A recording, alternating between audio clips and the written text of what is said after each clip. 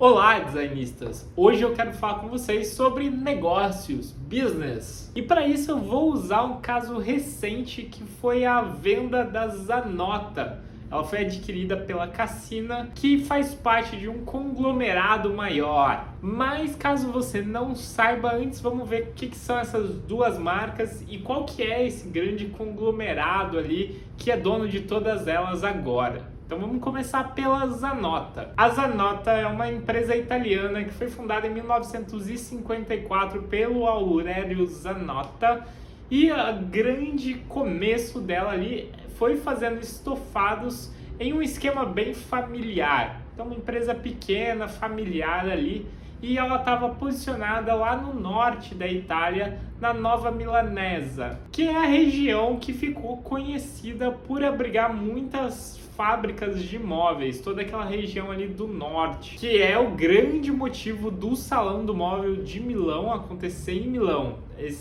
Essa proximidade com essas indústrias ali do norte do país de imobiliário que concentram ali na capital, né, daquela região para fazer uma feira e mostrar os seus lançamentos, seus móveis. Mas esse é outro vídeo. Voltando aqui para a história da Zanota, ela começou então como essa empresa familiar, produzindo ali uns móveis clássicos, mas já nos anos 60, né, mais ou menos ali uns 6 anos após a sua fundação, ela começa a investir no design de vanguarda italiano. Nos anos 60 tá rolando aquele período da Itália que é o anti-design, o design radical, aqueles movimentos de vanguarda ali dos jovens designers tentando pensar para além do funcionalismo. E nesse período também dos anos 60 começa a rolar toda a ideia do Made in Italy, que é pegar os principais aspectos da cultura italiana e tentar transformar isso em um soft power internacional. Então tentar mostrar que a Itália tem essas características culturais, são dignas de exportação e que você vai consumir aquele produto e aquela cultura, que vai fazer a Itália influenciar alguns países. Isso aconteceu lá no cinema e também na gastronomia e no design / moda. Enfim, com essa efervescência ali dessa cultura e desses movimentos mais de vanguarda, a Zanota começa a investir nesses designers e a desenvolver produtos de criação deles. E nesse momento, a Zanota tem um avanço tecnológico ali para conseguir executar esses projetos, né? Para desenvolver eles da melhor forma possível. Então ela começa a trabalhar mais com poliuretano expandido, com estofados feitos a partir de plásticos. E um dos grandes exemplos aqui desse avanço tecnológico é a poltrona Throwaway do Willy Landers, que foi feita ali em 1965. E ela é essa poltrona e esse sofá, né, um jogo de poltrona de sofá quadrados aqui, que a gente já está bem acostumado com essa tipologia de produto, mas ela tem um diferencial bem grande que essa poltrona, esse sofá não tem estrutura, dentro é só espuma. Então o que estrutura a peça é a forma da própria espuma que foi expandida já na forma final do sofá e recebe esse acabamento aqui de couro ou de tecido. E só de curiosidade, se você nunca abriu um sofá, geralmente ele é um caixote de madeira revestido de espuma e depois vem a parte do tecido. Aqui eles não têm esse caixote de madeira, vai direto para essa parte de espuma. E outro grande exemplo foi criado ali em 1968 pelo Piero Gatti e o Cesare Paolini, que é a Sacco Chair, que você está vendo aqui olhando e falando, isso é um puff. E sim, essa poltrona, cadeira, ficou tão famosa que ficou conhecida como puff em todo o mundo. Essa tipografia que eles desenvolveram. Foi a primeira vez que esse puff foi criado e o nome original dele é Sacco Chair, que ela é baseada em um saco. E a grande ideia foi fazer um produto que fosse maleável e se adaptasse ao corpo de forma mais rápida possível, que não fizesse o corpo se adaptar ao produto, mas o produto se adaptar ao corpo. Foi um produto bem revolucionário ali, tanto que tem toda essa repercussão que a gente conhece hoje e foi feito ali nos anos 60 pela Zanota. E a gente vê bastante indústrias, empresas que têm um período muito criativo ali e depois ficam reproduzindo derivações desses produtos, pelo menos isso no meio do mobiliário. Mas a Zanota não seguiu esse caminho, então eu vou dar um salto para 2006, onde a gente vai ver aqui a Very Round Chair, que foi desenvolvida pela Louise Campbell. E aqui ela sai bastante daquela ideia da espuma, do poliuretano que veio lá dos anos 60, e a Zanota parte para um produto que é feito a partir de corte a laser de uma chapa de metal. Então esse produto aqui ele é planificado em chapa de metal e a gente vê que a malha planificada é toda circular e que faz ali uma analogia ao nome, né? Faz essa conexão, toda essa planificação circular que faz esse produto que tem uma forma final derivada de um círculo, que é essa poltrona aqui para sentar. Com isso a gente vê que a Zanota continuou investindo no avanço tecnológico, continuou se fortalecendo ali como uma indústria, né? Como uma grande empresa. Apesar de ter aquele caráter familiar lá da sua criação. A gente chega então em 2017, onde a Tecno, que foi criada em 1953 também lá na Itália, mas mais focada em uma produção industrial, ela adquire a Zanota, né, e elas fazem uma fusão ali entre as duas empresas. Isso dá uma escala industrial maior para a Zanota, né, começa a conseguir expandir mais internacionalmente e a estratégia de negócio começa a ir mais nessa direção da expansão internacional. Até que a gente chega em 2023 e a Cassina adquire essa empresa, a Zanota, junto com a Tecno. E agora vamos no caminho paralelo aqui também, bem rápido, passando pela história da Cassina. A Cassina é um pouco mais antiga, ela foi fundada em 1927, depois da Primeira Guerra Mundial, antes da Segunda, então ela tem bem mais história ali, 25 anos a mais, 26 anos a mais do que a Zanota. E ela foi uma empresa que foi fundada e se dedicou a um nicho mais específico. Ela estava mais dentro no mercado de luxo, em desenvolver produtos para esse mercado. Então ela não vive ali naquele período dos anos 60 esse design experimental italiano. Ela também é uma empresa italiana, mas ela não vai por esse caminho. Ela, nessa época, justamente ela se foca em comprar os direitos de reprodução dos produtos criados lá na Bauhaus, dos anos 30, que dão origem ao funcionalismo. Então, ao invés de pensar num design pós-funcionalista, que a sociedade italiana ali está se propondo, a Cassina ela se volta mais para esse funcionalismo e para qualidade e acabamento. E ela vai crescendo, né, se especificando nisso, começando a exportar cada vez mais, até que em 2005 ela é comprada também pela poltrona Frau. Que ó, vocês estão vendo que começa a ter um monte de empresa aqui que vai uma comprando a outra. Então de um lado a gente tem a Zanota, que foi comprada pela Tecno, e do outro a gente tem a Cassino, que foi comprada pela poltrona Frau. Poltrona Frau, que também é uma empresa italiana. Então, por enquanto, a gente está dentro da Itália aqui, nesse compra-compra de empresas. A poltrona Frau, por sua vez, é de Torino. Ela é mais antiga ainda, de 1912. Então, ela viveu todo o período da guerra ali. Ela, então, tem no seu catálogo esses produtos com uma linguagem mais antiga, antes do funcionalismo.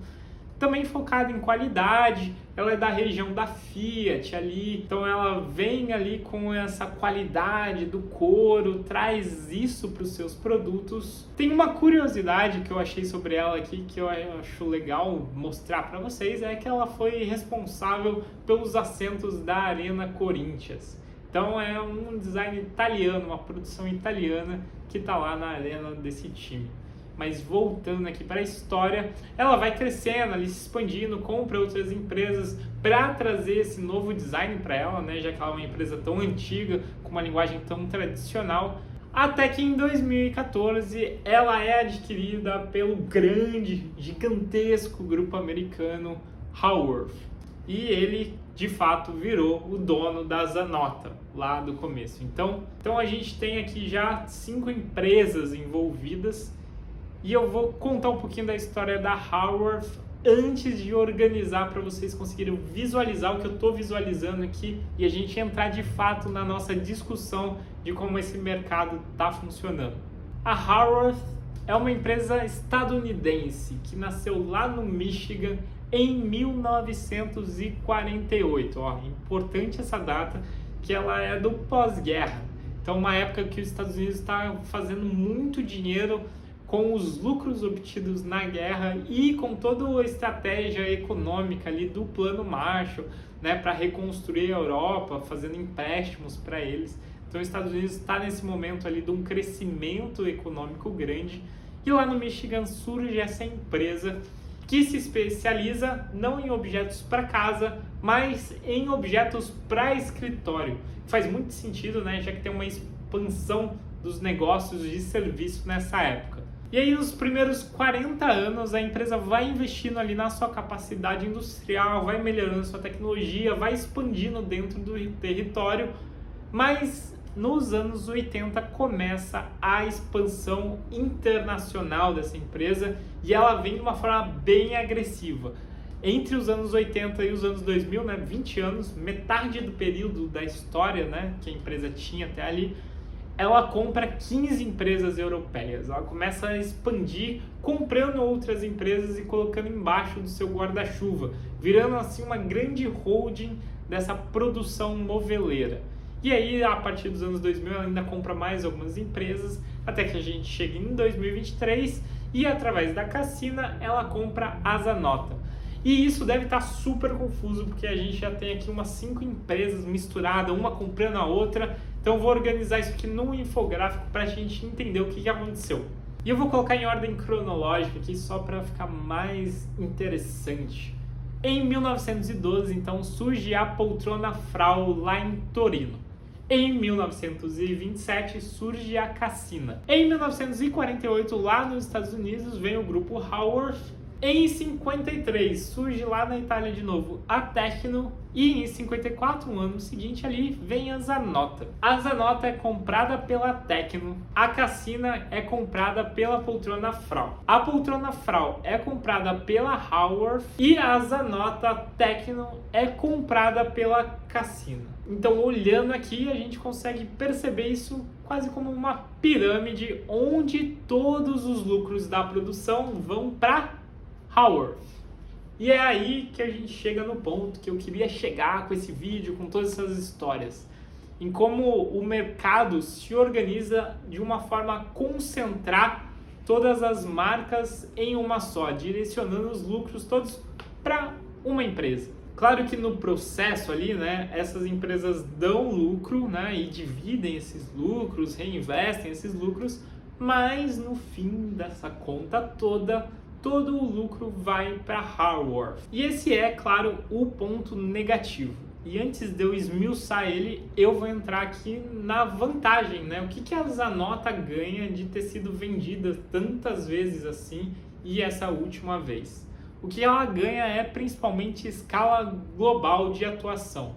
Ela tem mais dinheiro para investimento, né? Então ela recebe mais investimentos e ela atua em uma escala maior porque ela tem suporte de todas as outras empresas que têm conhecimento de atuação em outros países. Então ela vai ter todo esse suporte de logística que já foi desenvolvido para atuar em mais países, para ter investimento e desenvolver ali até uma loja própria em algum país, por exemplo. Fabricações fora da Itália, né? Ela consegue ter mais esse know-how e ter mais também investimento. Então, para a empresa tem esse lado positivo.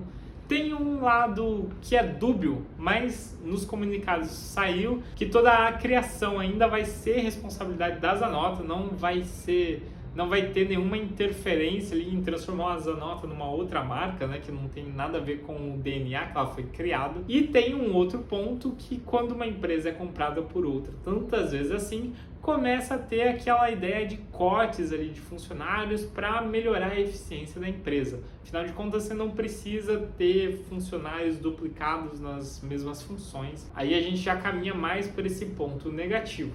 Então, se por um lado você aproveita de uma estrutura, de uma empresa maior para conseguir distribuir mais o seu produto, Por outro lado, essa estrutura já pronta faz com que a estrutura que você estava criando seja cortada. E como eu falei, a consequência final é que todo o lucro vai para a mesma empresa. Então, pensando aqui um pouco numa abstração mais conceitual, você pode escolher entre o produto da Zanota e o produto da Cassina. Mas no fim das contas, não importa qual desses você escolher, o dinheiro vai ser da Haworth. Esse é um primeiro contraponto que eu quero pôr ali com um discurso liberal, que o pessoal vai criticar os governos socialistas, né? Porque você tem lá uma marca só de iogurte, que é do Estado. Aqui você tem algumas marcas de imobiliário, mas são todas, no fim das contas, do mesmo dono. Mas não é sobre isso só que eu quero falar aqui. Eu quero falar um pouco sobre, no fim das contas, por que a Zanota aceita dar o seu lucro para outra empresa, né? Qual que é a lógica do mercado que faz a Zanota se vender de fato? E o que leva a isso é a lógica do mercado da expansão eterna.